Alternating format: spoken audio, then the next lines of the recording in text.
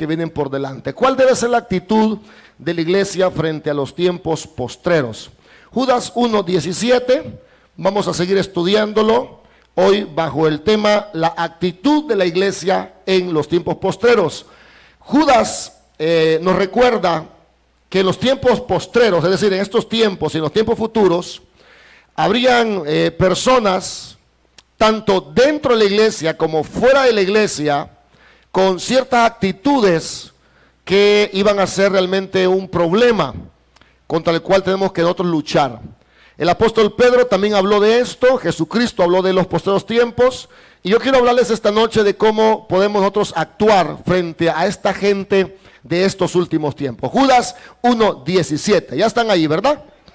Dice la palabra de Dios en el nombre del Padre, del Hijo y del Espíritu Santo.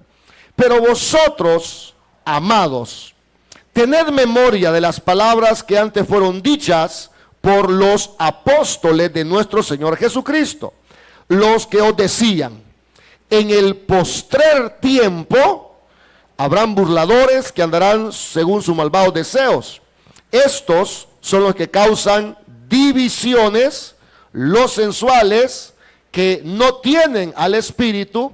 Pero vosotros, amados, edificándoos sobre vuestra santísima fe, orando en el Espíritu Santo, conservaos en el amor de Dios, esperando la misericordia de nuestro Señor Jesucristo para vida eterna. A los que dudan, convencedlos; a otros salvad, arrebatándolos del fuego; y de otros tened misericordia con temor, aborreciendo aún la ropa contaminada por su carne. Señor, te doy gracias esta noche porque es un gran momento donde vamos a aprender de tu palabra. Te pedimos que nos ayudes a entenderla, que nos ayudes, Señor, a comprenderla y saber cuál es la actitud que debemos de tener en estos tiempos finales. En el nombre de Jesús te lo pedimos. Amén y amén. Podemos tomar asiento, hermanos. Ok, lo que tenemos aquí frente a nosotros es un listado de características de las personas de los tiempos postreros, es decir, de los tiempos finales. Quiero decirles que Judas no es el único que habla de esta gente. El apóstol Pedro también se dedica a escribir un poco acerca de estas personas. Y el apóstol Pedro, en la segunda carta, en el capítulo 3, en el versículo 1 en adelante, dice esto. Atención, dice: queridos amigos, esta es la segunda carta que les escribo, y en ambas he tratado de refrescarles la memoria y estimularlos a que sigan pensando sanamente. Quiero que recuerden lo que los santos profetas dijeron hace mucho y lo que nuestro Señor y Salvador ordenó por medio de los apóstoles. Sobre todo, quiero recordarles, dice Pedro en su segunda carta, que en los últimos días vendrán burladores que se reirán de la verdad y seguirán sus propios deseos. Y dirán: ¿qué pasó con la promesa de que Jesús iba a volver? Desde los tiempos de los antepasados, el mundo sigue de la misma manera. Quiero que noten, hermanos, que en el caso del apóstol Pedro, él escribió acerca de esta gente de los postreros tiempos para que nosotros cuidemos lo que estamos pensando con respecto al Señor, con respecto a la Biblia, con respecto al Evangelio. Él dice que en el tiempo postrero había gente que se iba a burlar de la verdad escritural, es decir, se iban a burlar de lo que estaba escrito en la palabra de Dios. Iban a ser personas que iban a estar gobernadas por sus malos deseos, personas que se burlaban de la segunda venida del Señor. Por eso el apóstol Pedro dice: y ellos dirán: ¿qué pasó con la segunda venida? Todo sigue igual. Y esa es una característica de la gente que se burla de las cosas. que se burla de la salvación por la fe, se burla de lo que dice la Biblia, se burla de la segunda venida del Señor, pero esto Pedro ya lo había comentado, y él explica que si el Señor se ha tardado, no es porque se le ha olvidado. El apóstol Pedro continúa diciendo, en el verso 9 dice, en realidad, no es que el Señor sea lento en cumplir su promesa, como algunos piensan, al contrario, es paciente por amor a ustedes. No quiere que nadie sea destruido, sino que el Señor no viene porque Él quiere que todos se arrepientan. Eso es lo que dice la palabra del Señor. Pero el día del Señor va a venir. Vendrá, dice el apóstol Pedro, como un ladrón. Oye, esto el ladrón, los que han asaltado saben muy bien de eso, ¿verdad? El ladrón lo agarra uno cuando menos uno le espera. Por eso hay que poner alarmas y cámaras, hermanos, porque así usted puede dormir tranquilo y el ladrón siempre lo van a pescar. Pero normalmente el ladrón siempre nos agarra desprevenido, y eso es lo que dice el apóstol Pedro. Pero todo esto que vemos, dice Pedro, va a ser destruido. Y si todo esto va a ser destruido, ¿cómo no debemos de llevar una vida santa y piadosa en esta tierra? ¿Qué quise decir con todo esto? El apóstol Pedro advirtió que iban a haber gente falsa dentro de la iglesia y fuera de ellas. Jesucristo, hermanos, también lo dijo. Mateo capítulo 24, verso 4, dice así. Yo se lo leo, no se preocupe.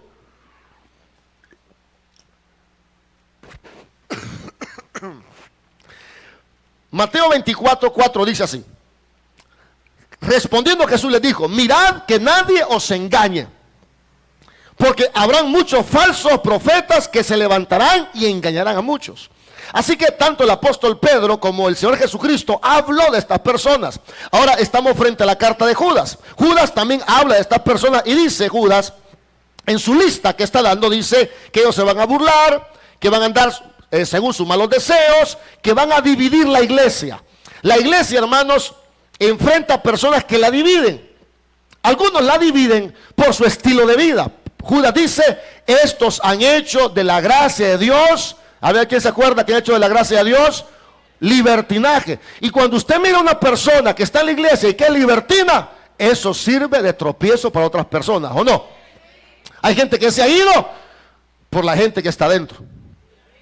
Pero no es la única manera de dividir una iglesia. A veces las iglesias se dividen no por el pecado, también se dividen por las doctrinas. Yo estaba leyendo acerca de la hermana María Éter. Ella vivió hace 100 años. Ella vivió en el año 1913. Y ella, hermanos, está en una campaña de sanidad. Y quiero leerles lo que el libro Los Grandes Generales de Dios dice. Quiero que me preste atención. Voy a hablar de las divisiones. Dice, aunque los resultados de la campaña fueron fenomenales, esta campaña mundial en Los Ángeles en el año 1913 también fue conocida como origen de la cuestión que dividió al nacimiento pentecostal. Fue aquí donde surgió el debate de el solo Jesús. Yo no sé cuánto han oído de iglesias que se llaman solo Jesús, que ellos no creen en el Espíritu Santo ni en Dios porque es solo Jesús. Quiero decirle que esto nació en una campaña evangelística de sanidad y milagros en el año 1913. Pero permítame, le sigo leyendo. La enseñanza provino de John Chippy, un hombre que pasó una noche orando toda la noche en la campaña y creyó que había visto algo nuevo alusivo a Jesús. Corrió por todo el campamento de la campaña, porque la gente en la campaña de milagros ponían tiendas de campaña para estar siempre en los cultos. Dios quiera que así fuera con ustedes, hermanos, que pusieran su casa cerca de la iglesia, ¿verdad? Pero esta gente ponía sus tiendas de campaña y el hombre que pasó orando una noche, él creyó que había visto algo grande en la Biblia acerca de Jesús y corrió por todo el campamento compartiéndolo con otras personas. Como consecuencia, comenzó a bautizar solo en el nombre de Jesús. En la costa oeste, es decir, si alguien había sido bautizado en el nombre del Padre, el Hijo y el Espíritu Santo, este hombre lo volvía a bautizar solo en el nombre de Jesús. Esta enseñanza dividió el movimiento pentecostal cuando apenas empezaba. La campaña soñada, donde se esperaban milagros, lo que sucedió es que empezaron a promover, hermanos, la desunión en el pueblo de Dios, hablando de que Jesús era solo Jesús. Así que el movimiento pentecostal se dividió en varios grupos. por el énfasis a esta doctrina. La hermana Ether, que es la que a mí me interesa, intentó mantenerse apartada de estos temas. Ella creía que lo más importante no era andar discutiendo sobre las doctrinas, que lo más importante era advertir a los pecadores que Cristo regresaría pronto, hermanos. Muchas veces nos ponemos a pelear por cuántos pelos tiene el cabello del Apocalipsis. Nos ponemos a pelear y eso no nos une, eso nos divide. Deberíamos dedicarnos a evangelizar a las personas y anunciar que Cristo viene pronto por cada uno de los que hemos creído en Él. Amén. La hermana María Ether, que era una gran sanadora divina, dijo: yo creo que en vez de andar peleando por doctrina, debemos de advertir a los pecadores que Cristo va a volver pronto.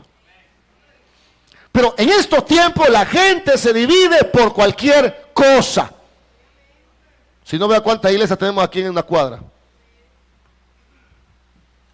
Esta es una señal de los últimos tiempos. Nadie está de acuerdo con nada. Cada quien tiene su propia hipótesis. La hermana María Ether dice, en un sermón que ella predicó para esa campaña, dijo: no descuides el don que está en ti. Ella decía: sus embajadores deben de terminar con todas esas contiendas, con todas las teorías que causan división, y dejarlas a un lado y continuar la marcha, hermanos, seguir hacia adelante y dejar el antagonismo. Tiempo después la hermana María Ether dijo esto. La hermana Ether adoptó la política de predicar solamente en reuniones donde no se hablaban de doctrinas.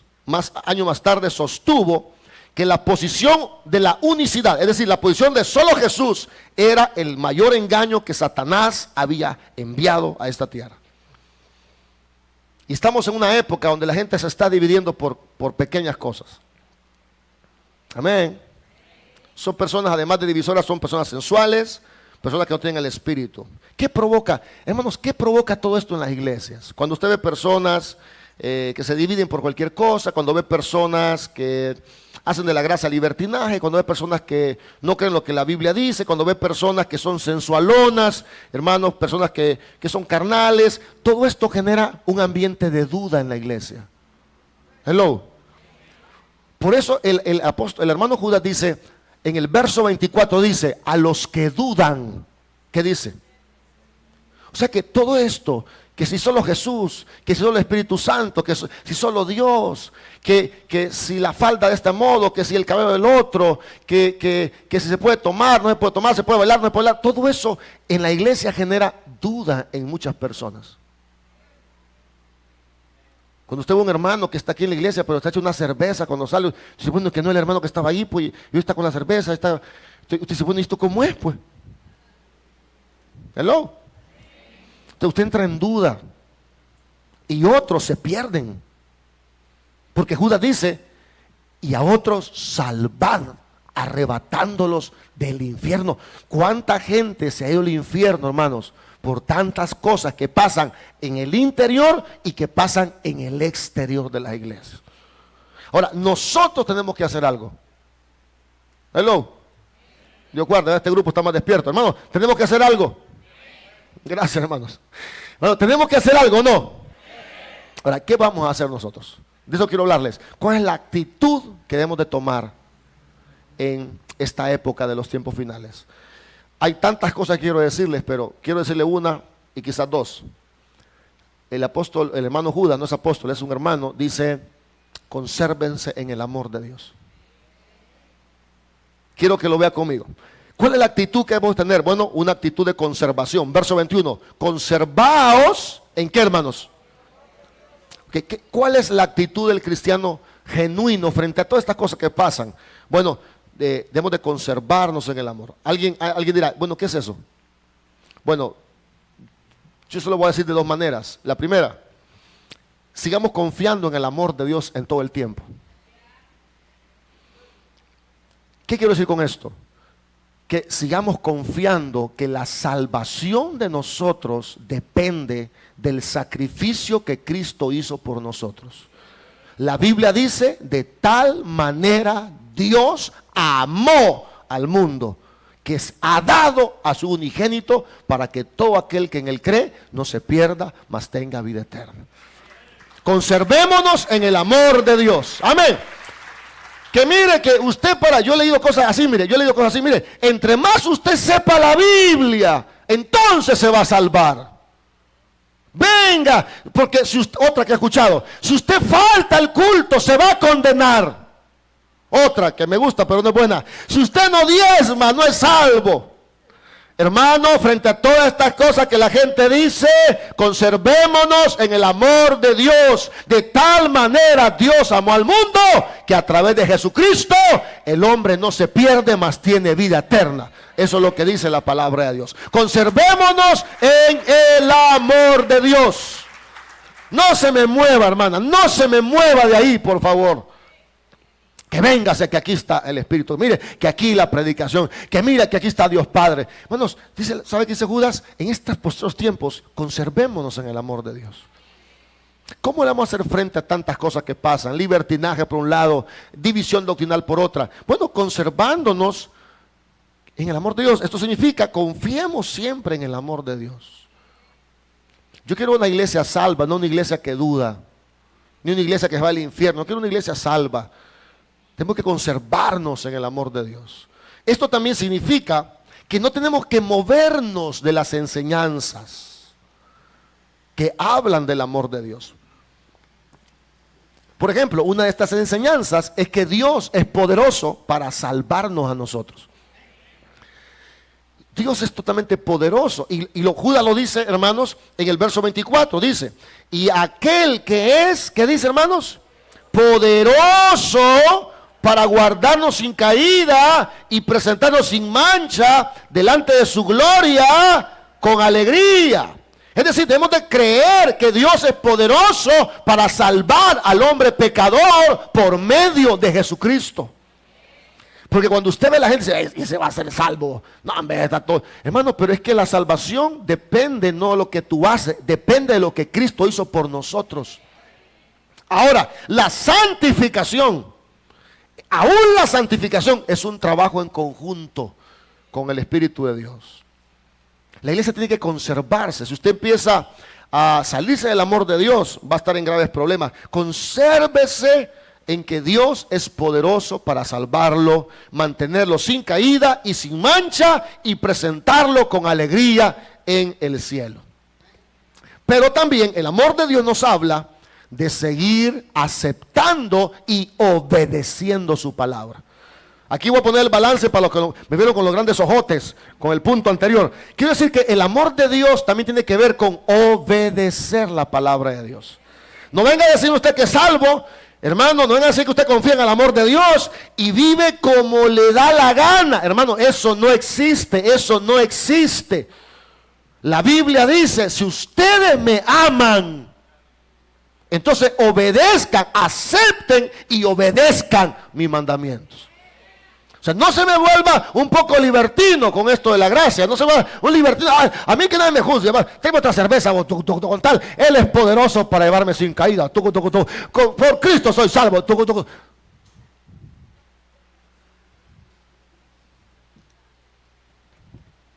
Un minuto de silencio por todos los que les boté ahorita la fe que les había edificado, hermano. Todos estaban bien contentos con Bueno, pero conservarse en el amor de Dios tiene que ver con aceptar y obedecer su palabra. Eso es conservarse en el amor de Dios. Conservarse en el amor de Dios tiene que ver, como dice el apóstol Juan, en Juan 14, 21, dice, los que aceptan mis mandamientos y los obedecen, ellos son los que me aman. Porque en esta época, mire cuando hablo de obediencia, todos se me fueron ya. Hasta los más despiertos están ya así. Porque ¿sabe qué pasa, hermano precioso? A mí me pasa, y yo sé que le pasa a usted. Estamos en una época que la gente cree en la salvación sin la obediencia. ¿O me equivoco? Estamos en los tiempos posteriores donde la gente cree salvación sin obediencia. Es como la gente pide la pizza, ¿va? Démela con pepperoni, pero sin piña. Como dijo un pastor en Decameron, quiero una piña colada, porque la piña colada normalmente trae alcohol. Y allá en Decameron un pastor bromeando dijo, quiero una piña colada, sí, con o sin, le dijeron, sin piña, dijo. ¿Ah? Entonces, la gente quiere una salvación sin mandamientos. O sea, ellos quieren ser impíos, pecadores, burlescos, sodomitas, caínes, árboles otoñales, árboles sin fruto, nubes sin agua, estrellas errantes y salvarse. Por eso Judas dice, consérvense en el amor. Cristo nos salvó, es por amor del Padre, pero el que ama a Dios, guarda sus mandamientos. Eso es lo que dice la palabra de Dios. El que ama a Dios, guarda su palabra. Amén. Aunque no guste esto a veces, hermano, es cierto, brother. ¿Cuánta gente salva conoce usted que le vale un sorbete la Biblia, hermano? Pero hermano, ¿sabe qué? Eso no le pasa solo a aquella gente, también nos pasa a nosotros, ¿o no? Eso nos pasa a todos. ¿Cuál es mi actitud frente a esta generación? Debo conservarme en el amor de Dios. Debo conservarme en que Cristo me salvó. Debo conservarme que Dios es poderoso para salvarme. Debo conservarme en obediencia a la palabra de Dios. El apóstol Pablo fue a predicar a las regiones no judías. Y la gente empezó a convertirse en Antioquía, en Asia, en todos lados. Y dijeron los judíos, vamos a mandar a Bernabé a ver si es cierto. Cuando Bernabé llegó a las regiones no judías, es decir, fuera de Israel, encontró un montón de gente salva, que tenía dones. Entonces Bernabé les dijo esto. Cuando él llegó, dice Hechos 11:23, cuando él llegó y vio las pruebas de la bendición de Dios, se llenó de alegría y alentó a los creyentes a que permanecieran fieles a Dios. Conservarse en el amor de Dios significa vivir en esta tierra siendo fieles a Dios. Dios guarde. Hermanos, eso significa vivir en esta tierra siéndole fieles al Señor. Los maridos tenemos que aprender esto, hermano. Tenemos que aprender esto porque hay gente que tiene su mujer pero tiene otra persona. Hermano, han perdido la fidelidad. Hello. Bueno, creo que me fui muy lejos. Vámonos más atrás. Hay novias que tienen 2 novios. Pero hoy no vinieron porque se que iba a predicar este mensaje. Si tienen 2 chamacos, hasta 3 mujeres. Y también los hombres, no se hagan. ¿Sabe qué significa conservarse en el amor? Vivir en esta tierra, procurando con toda su fuerza serle fieles al Señor. Y eso tampoco es fácil. Si usted creyó que esto era fácil, como dijo un pastor de una iglesia profética, dijo, si usted cree que esto es fácil, dijo, se equivocó del lugar, dijo. Y yo iba pasando y hasta me asustó ese mensaje. Es un amigo pastor que tuvo un culto el 1 de mayo, imagínense. ¿Qué hizo usted el 1 de mayo? ¿A qué hora se levantó? Como a las 10, vea. Pues ese pastor puso ayuno y oración el 1 de mayo. Yo pasé por esa iglesia y estaba tirándote un gran mensaje, terrible, hermano. Y ahí estaba yo cuando dijo, y si usted cree que esto es fácil, dijo. Yo pensé que iba a decir, Dios te va a ayudar. No, digo, si crees que es fácil, se equivocó de lugar, dijo. Entonces yo voy a tomar esas palabras de mi consiervo. Si usted cree que esto es fácil, se equivocó del lugar. Pero le voy a agregar, pero si tú eres salvo, no te preocupes, porque el Espíritu Santo nos va a ayudar en nuestras debilidades, hermanos. Amén. Porque a veces los pastores somos como aquella película, El Arca nos dejó. ¿Se acuerdan de esa película? Donde sale un león que reúne a todos los animales y dice así, mire, quiero decirles, dijo, y atrás estaba un animalito, dijo, yo creo que son malas noticias, dijo. Y el león dijo, quiero decirles que vino una catástrofe, todos van a morir, esta tierra se va a llenar de agua. Y atrás estaba un arca. Y un chiquitito le dijo, disculpe, señor león. Ya, ¿qué quiere? Dijo. Y esa arca le dijo, de eso les quería hablar, dijo, que también hay una salvación en esta arca. Hermano, quiero decirte algo, si bien es cierto, hay un juicio venidero, Cristo viene pronto, pero también hay una salvación que cualquiera la pueda tener. Todo aquel que confesare el nombre de Dios será salvo. Eso es lo que dice la palabra de Dios. Amén. Eso es lo que dice la Biblia. Yo no solo puedo darte el problema, tengo que darte la solución. Sé fiel a Dios. Y si tú quieres ser fiel a Dios, Dios te va a ayudar. Porque Dios es fiel, hermanos, con aquellos que buscan agradarlo a Él.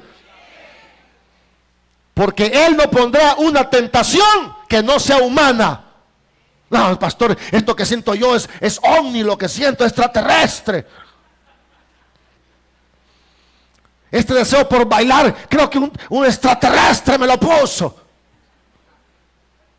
Este deseo de tomar, siento que un ovni vino y me dijo, toma, toma, toma, toma. Quiero decirle algo, no hay tentación que no sea humana. Y fiel es Dios que juntamente con la tentación te va a dar la salida para que pueda resistir.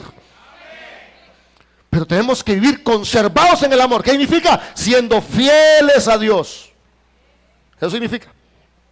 Significa que continuemos guardando nuestro corazón de cualquier cosa, persona o situación que quiera ocupar el lugar de Dios en tu corazón. ¿Se ha fijado cómo hay cosas que se apoderan bien rápido de nuestro corazón? A mí me asombra, hermano. Hay cosas que toman el lugar de Dios. Por ejemplo, en mi caso, a veces la iglesia toma el lugar de Dios. Como yo aquí paso todo el día, hermano. Haciendo y deshaciendo, viendo proyectos, tomando decisiones, invirtiendo el dinero. A veces hay días que ay, Señor, perdóname que no leí la Biblia, perdóname, Señor, perdóname. Y sé que también les pasa a ustedes eso, ¿verdad? Por estar barriendo, por estar cocinando, por estar lavando, por estar facebookeando, por estar chambreando, por estar durmiendo. ¿Cuál otra? Por estar viendo tele, como con el cadejo hasta las 12 de la noche. Por el fútbol, por las mujeres, por los amigotes. Se les olvida a Dios. ¿O no? Solo los cristianos han venido hoy, ¿va? Solo evangélicos han venido hoy. ¿Sabe qué significa conservarte en el amor? Cuidarte de que nada ocupe el lugar de Dios en tu vida. A veces el trabajo ocupa el lugar de Dios. La venta. ¿Qué vender, niño? Con tal que no venda su alma al diablo. ¿Qué dijo Judas? En esta generación tan rara, consérvese en el amor. ¿Qué significa eso? Guarden su corazón para que nada ni nadie ocupe el lugar de Dios. No me dan con esa cara tan fea. Menos mal que voy a pedir la ofrenda y no hago devoluciones. Es cierto lo que estoy diciendo. Usted vino a escuchar al profeta aquí. O sea, usted vino a escuchar la voz de Dios, hermanos. Por eso es que usted vino, ¿o no? En el tiempo antiguo, Deuteronomio 20 dice, cuando salgas a la guerra y os juntéis en batalla, el profeta se va a parar y va a hablar al pueblo. Yo tengo que darle orientación sabia en medio de su vida, hermano. Y no es sabio que usted esté poniendo otra cosa en el lugar de Dios. No es sabio. Tengo que decírselo. Es como el médico. Tiene que decirte lo malo que tienes. Y a veces el médico cae mal, pero tiene la razón. Un médico te puede salvar la vida. Y un mensaje un poco golpeado te puede salvar el alma. Puede salvar tu salud, tu prosperidad, tu familia. Pues te lo vuelvo a decir, no permitas que nada ocupe el lugar de Dios en tu vida. Démosle al César lo que es del César, pero no se nos olvide darle a Dios lo que es de Dios. No se nos olvide. Por eso el apóstol Juan le dijo a la iglesia de aquella época, en 1 Juan 5:21 dice, queridos hijos, guárdense de la idolatría. Y otra traducción dice así, queridos hijos, aléjense de todo lo que pueda ocupar el lugar de Dios en su corazón. ¿Saben? A veces la vida misma puede ocupar el lugar de Dios. Jesús dijo, el que ama su vida más que a mí. Por eso Jesús dijo, el que quiera venir detrás de mí, niéguese a. Y yo los felicito, hermano, y no me lo estoy ganando con esto, pero los felicito porque está haciendo tiempo para Dios. Porque yo sé cómo les toca todo el día. Las caras dicen mucho. Sé que vienen, hermanos, con unos problemas, cansados, enfermos. Algunos pensando cómo hacer para irse de regreso. Están pensando a quién le van a prestar la cora. Pero ¿sabes qué? Cuando tú honras a Dios, Dios te va a honrar a ti también. Y no lo digo por halagárselo, se lo digo porque es cierto. La Biblia dice, yo honro a los que me honran. Y a los que me tienen por menos, yo también los menosprecio. Así que, hermanos, en esta generación, mantengámonos cuidando nuestro corazón de todas aquellas cosas que no deben ocupar ese lugar en nuestras vidas. Y, para terminar, conservarse en el amor de Dios significa que ayudemos a otras personas. Hello. Hermanos, dice la Biblia esto, lo vuelvo a repetir, para usted seguro que lo repite y para mí también es importante. Si alguno tiene suficiente dinero para vivir bien y mira a su hermano en necesidad y no le muestra compasión, ¿cómo puede estar el amor de Dios en esta persona? Así que vamos a recapitular, hermanos, para que se vayan contentos y felices. ¿Qué vamos a hacer frente a esta generación? Una sola cosa, conservarnos en el amor de Dios. ¿Estamos claros? Conservémonos en el amor de Dios. ¿Qué es conservarnos en el amor de Dios? Bueno, en primer lugar les dije que conservarse en el amor de Dios es seguir creyendo que lo que nos salva es el sacrificio del Señor. Significa también, hermanos, que tenemos que nosotros confiar que Dios es poderoso para salvarnos a nosotros. En tercer lugar, significa aceptar su palabra y vivir en obediencia. Eso significa el amor de Dios. Significa, hermanos, que permanezcamos fieles a Dios en medio de esta tierra. En quinto lugar, significa, hermanos, que no pongamos a nada ni a nadie en el lugar que a Dios le corresponde. Y en sexto lugar, significa que mostremos amor a las personas.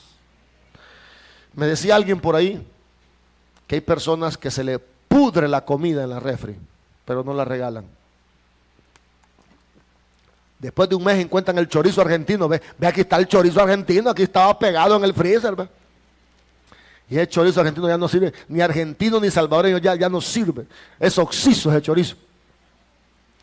Pero prefieren que se pudra el chorizo argentino, prefieren que se le pudran los frijoles, que se le pudra el arroz, que aquella mitad de pizza se congela y se haga como que chancleta. Prefiere tener, va a su closet un montón de cosas que no ocupa. Va a la refri, vea lo que está bueno, no regalo podrido, porque hay gente que lo podrido regala. Un guineo todo negro. No, tome, hermano. Dios me puso el corazón darle este guineo, así está su alma. No, son bromas. No, son bromas, son bromas. Que los veo muy serios, hermanos. Aguánteme, 3 minutos faltan y usted es libre. Va a la refri, vea lo que se va a comer, lo que no, y muestra el amor de Dios. Con los vigilantes, hermano. Ya no coma tanta pupusa usted, si usted está malo de tanta pupusa. Sí, regale la pupusa a otro. Zapatos que no ocupa. Puede bendecir a otra persona. Esto tampoco es fácil. Esto no es fácil. Pero eso es conservarse en el amor de Dios. Hermana, suelte la cartera que ya no va a ocupar, hermano. Usted como que es araña, tiene como 8 pares de zapatos. Bendiga a otro, bendiga a otro. Cuando usted da, usted recibe. Sembrando es como cosechamos. La gente que tiene no es casualidad, la gente que tiene es porque da. Yo no tengo nada que dar. Todos tenemos algo que dar, todos. Uno más, otro menos, pero todos tenemos algo que dar, todos. No ponga esa cara de acabado, todos tenemos algo que dar. Aunque sea una sonrisa, un apretón de manos, un whatsappito. Todos tenemos algo que dar. Y esa es la manera, hermanos, en que podemos conservarnos en medio de esta generación de los postreros tiempos. Démosle un fuerte aplauso al Señor. Amén.